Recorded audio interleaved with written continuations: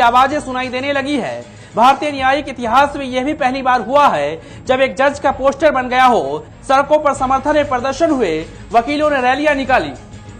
एक तरफ जहां राजनीतिक तौर पर खुद को समाज के पिछड़ों की हितैषी दिखाने की कोशिश में मोदी सरकार ने एक दलित को राष्ट्रपति पद का उम्मीदवार बनाया है, तो दूसरी तरफ सत्य के प्रहरी जस्टिस कन्नन को गिरफ्तार कर जेल में डाल दिया गया है। सवाल उठता है कि आखिर जस्टिस कन्नन की गिरफ्तारी क्यों हुई। सोशल मीडिया पर सक्रिय सामाजिक चिंतक इस बात पर एकमत दिखाई दे रहे हैं कि इस देश में ब्राह्मणवादियों ने संविधान में दिए समता, स्वतंत्रता, न्याय, बंधुत्व जैसे मानवीय विचारों की हत्या कर दी है और ये देश को मनु के संविधान, मनुस्मृति की तरफ ले जाने के लिए प्रयासरत है। फिलहाल न्यायपालिका में भ्रष्टाचार का आरोप लगाने वाले जस्टिस कन्नन देश में हाईकोर्ट के पहले जस्टिस है जिनको सेवानिवृत्त होने के बाद गिरफ्तार किया गया है।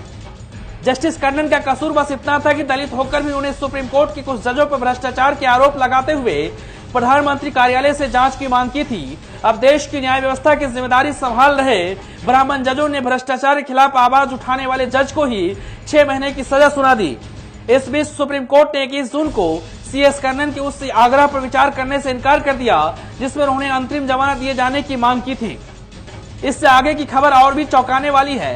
2 सदस्यीय बेंच में शामिल जस्टिस SK कौल वही शख्स है जिन पर जस्टिस कन्नन काम न करने और भ्रष्टाचार के आरोप लगा चुके हैं, वो भी साधारण ढंग से नहीं बल्कि प्रधानमंत्री को पत्र लिखकर। PM मोदी को लिखे पत्र में जिन 20 जजों पर भ्रष्टाचार का आरोप लगाया था उनमें जस्टिस कौल का नाम नंबर 1 पर था, यानी कि जिस पर जस्टिस कन्नन ने आरोप लगाए थे उनका केस सुनने के लिए उसी जज की बेंच में मामला भेज दिया गया। इस बीच रिटायर्ड जज OP मिश्रा का भी मामला सुर्खियों में है।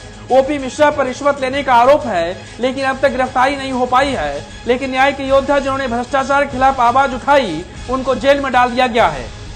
Bureau report, national Dastak.